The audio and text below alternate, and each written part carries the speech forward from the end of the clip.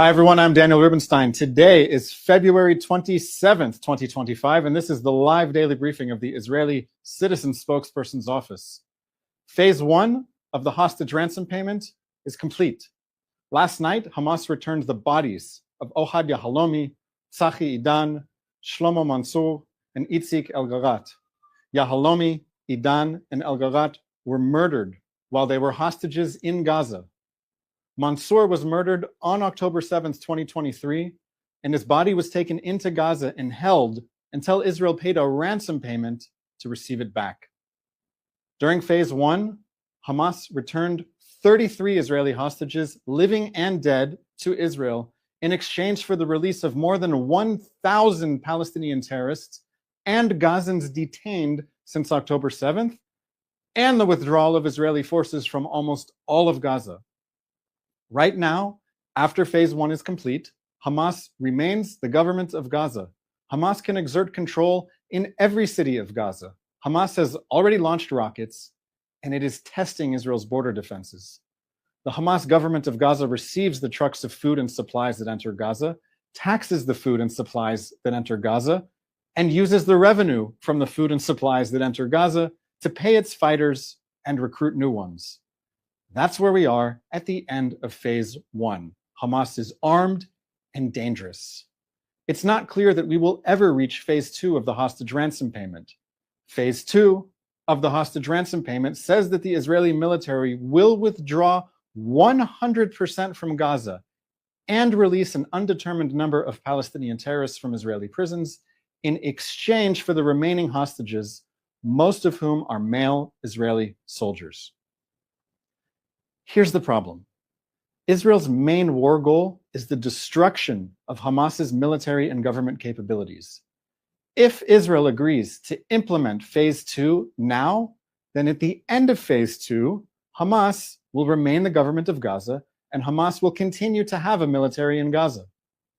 The Prime Minister of Israel is insisting that Israel maintain control of the Philadelphia corridor on the Gaza-Egypt border, so that the Hamas government of Gaza is not able to smuggle weapons above and below the border. How we proceed from here is anyone's guess. The future of Gaza is the subject of intense international diplomacy right now, involving the United States, Egypt, Jordan, Saudi Arabia, the UAE, Qatar, and others. Many people are calling on the Israeli government to pay any price to save the lives of the Israeli hostages who remain in Gaza. I hear many prominent voices say that Israel should first pay the ransom in order to save the hostages and then destroy Hamas. I wish it was that simple. Why would Hamas release the hostages if Hamas knows that Israel will destroy Hamas after Hamas releases the hostages? The hostages are Hamas's insurance. The hostages are Hamas's protection, keeping some hostages forever, and pretending to be open to negotiations for their release is how Hamas is protecting itself from paying the price for the October 7th massacre. At best, Israel can promise Hamas terrorists safe passage to a third country and a ransom payment in cash if they release the hostages and lay down their weapons. But Hamas cannot remain in power in Gaza if we want to prevent more wars in the future. I need to share with you an uncomfortable truth. The October 7th war cannot be reduced to a hostage crisis that can be solved with a ransom payment.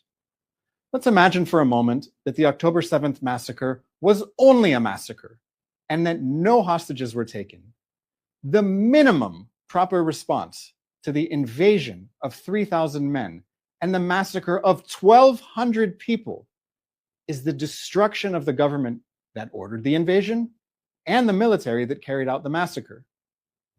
The fact that Hamas took 251 hostages, in addition to massacring 1,200 people, does not mean that Hamas should be protected from the consequences of massacring 1,200 people. This is basic logic. It's common sense. If Hamas had not taken a single hostage on October 7th, it would not change the fact that Hamas must be destroyed. Hamas promises to carry out more October 7th style massacres until Israel is destroyed. Hamas is the enemy of humanity, and it must be destroyed whether the hostages come home or not. Let's take some questions from everyone watching on our social media channels, Instagram, Facebook, LinkedIn, X, and then I'll get back to work. Please. Thank you, Daniel. The first question today comes from Johnny Sachs on Instagram, who asks, will the people of Gaza be able to leave Gaza if they want to? Is there a plan? This is the big question. What will be the future of Gaza? Right now, Hamas is the government of Gaza and it refuses to make peace with Israel. I hope we will have a future where the government of Gaza is not Hamas and will instead be a government that wants to make peace with Israel. In the meantime, I believe that anyone in Gaza who wants to leave Gaza should be able to leave Gaza, and any country around the world that wants to help the people of Gaza have a better life should open their borders and give Gazans immigration visas. Right now, very few countries are willing to accept hardly any refugees from Gaza. Egypt would be the most logical choice for an exit point for the Palestinians in Gaza, but Egypt, for the most part, keeps its border closed.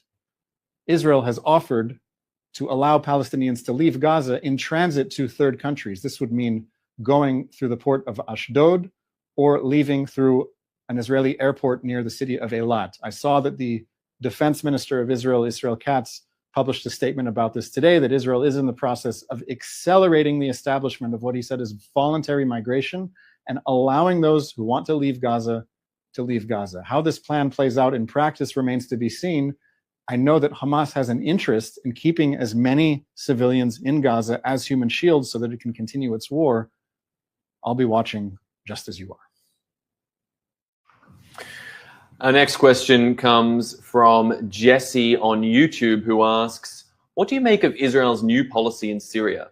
Defense Minister Katz said southern Syria must be a demilitarized zone. Thank you, Jesse, for this question. I find it fascinating that Israel is willing to assert itself and protect itself against uncertainty in Syria. It shows that the Israeli government and military is feeling more confident about what it's able to do and what is possible. Since the overthrow of Syrian President Bashar al-Assad, the dictator of Syria, he has been replaced by a coalition of rebel groups called HTS that are comprised of groups that are linked to ISIS, offshoots of al-Qaeda.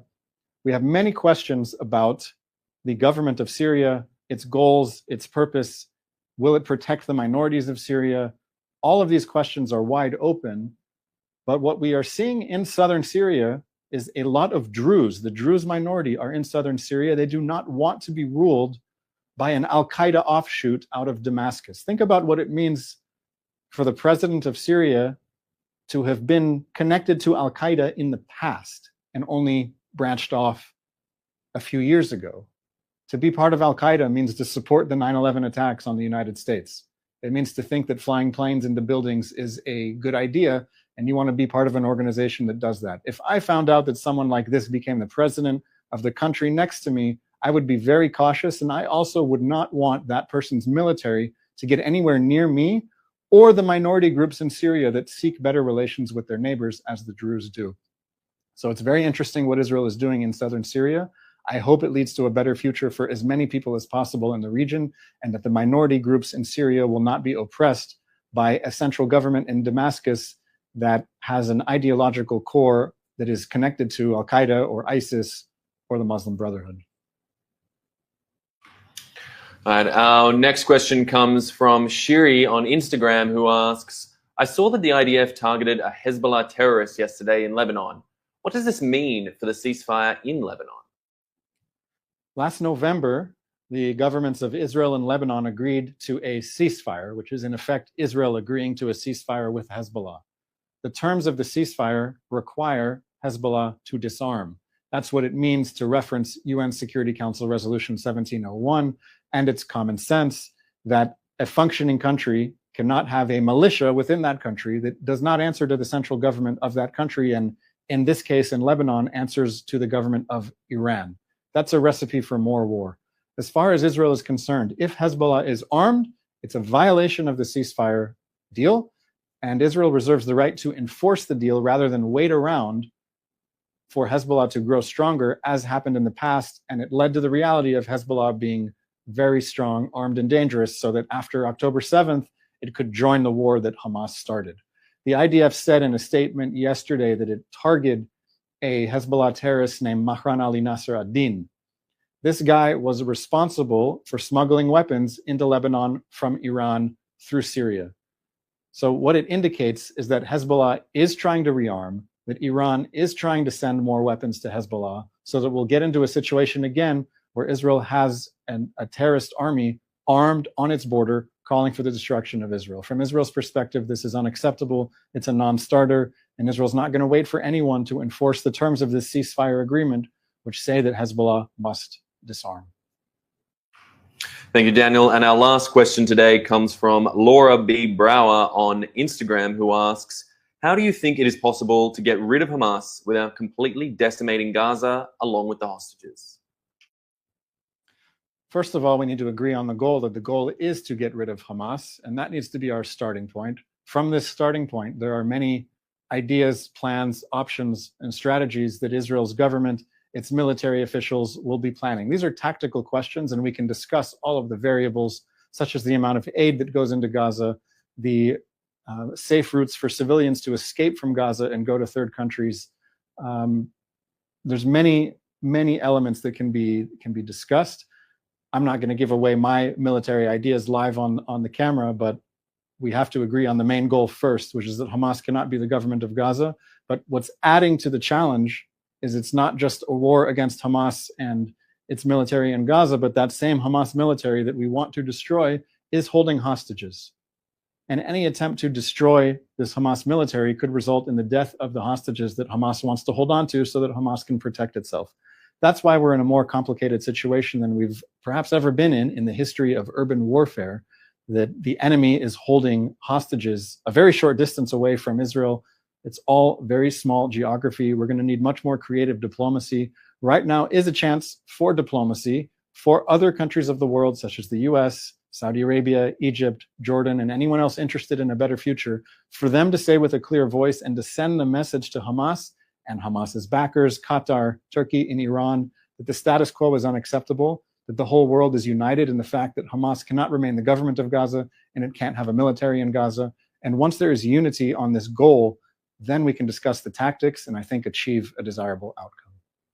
Thank you all for listening. This has been a live daily briefing of the Israeli Citizen Spokesperson's Office. If I wasn't able to get to your question, you can of course find me, Daniel Rubenstein, on social media platforms. Thank you for listening. It's Thursday. We'll be back on Sunday, 3 p.m., right here from Tel Aviv, 8 a.m. Eastern Time. Until then, Shabbat Shalom.